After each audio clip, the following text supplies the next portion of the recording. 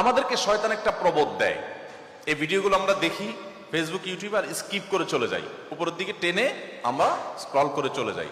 শয়তান আমাদেরকে বলে, তোমার কি করার আছে, তুমি একটা সামান্য, একে তো বাংলাদেশের মতো একটা ছোট্ট দুর্বল দেশ, আবার সে দেশের একজন অতি সাধারণ একজন নাগরিক, একজন নগণ্য মানুষ, তুমি এই আন্তর্জাতিক সমস্যার সমাধান করার মতো ক্ষমতা তো তোমার হাতে নাই, তোমার কি করার আছে? সো তুমি একটু আল্লাহর কাছে দোয়া করো, বাস। আমি একটু দোয়া করে ওটাকে স্কিপ করে আর একটা ঝাঁকানাকা কোনো ভিডিওতে আমি ডুবে যাচ্ছি। এই না আমাদের অবস্থা? আসলে কি তাই? আমি তো তা মনে করি না।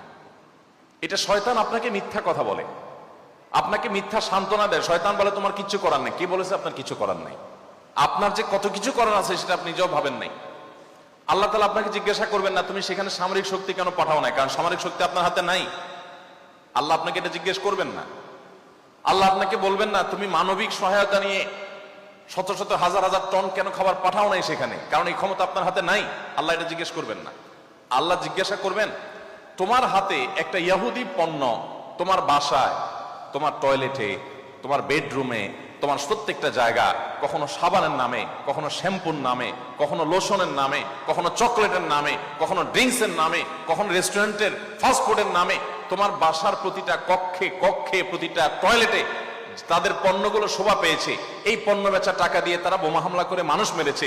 তুমি শুধুমাত্র তাদের প্রতি সিম্পেথি দেখাতে পারতে, সেটা তো দূরের কথা, উল্টো বরং তুমি সেই বোমা হামলার সঙ্গে জড়িত।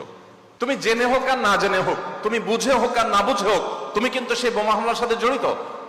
প্রতিদিন তুমি চাঁদা দিচ্ছ ফিলিস্তিনের মানুষকে হত্যা করবার জন্য। আল্লাহ এই কথা বলবেন? এই কথা বলার যথেষ্ট সুযোগ আছে।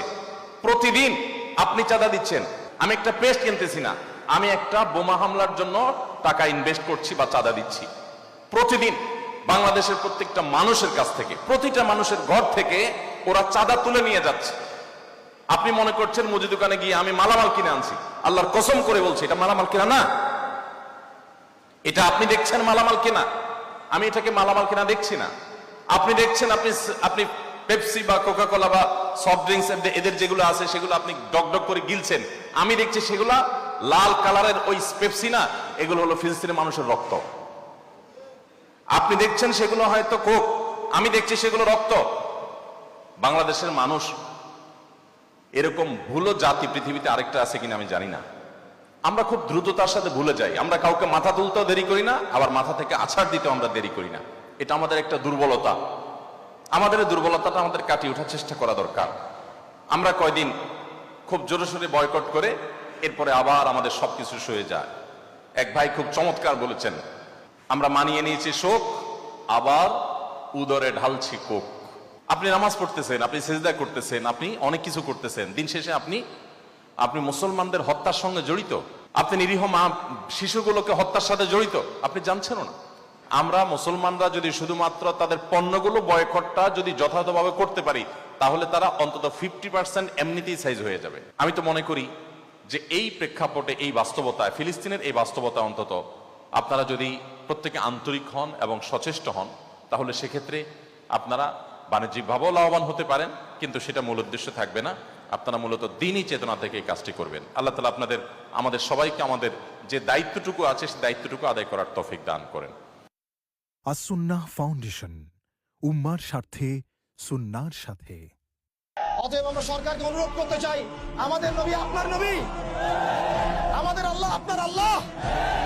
প্রশাসনকে বলতে চাই আমাদের নবী আপনার নবী, আমাদের আল্লাহ আপনার আল্লাহ। আমরা জনগণকে বলতে চাই আমাদের আল্লাহ আপনার আল্লাহ, আমাদের নবী আপনার নবী।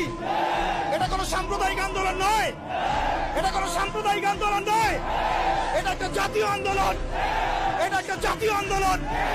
মান সাব্বা নবিয়ান ফাকতুলুহু, মান সাব্বা নবিয়ান, মান সাব্বা নবিয়ান। ওয়া আখিরু দাওয়ানা আলহামদুলিল্লাহি রাব্বিল আলামিন।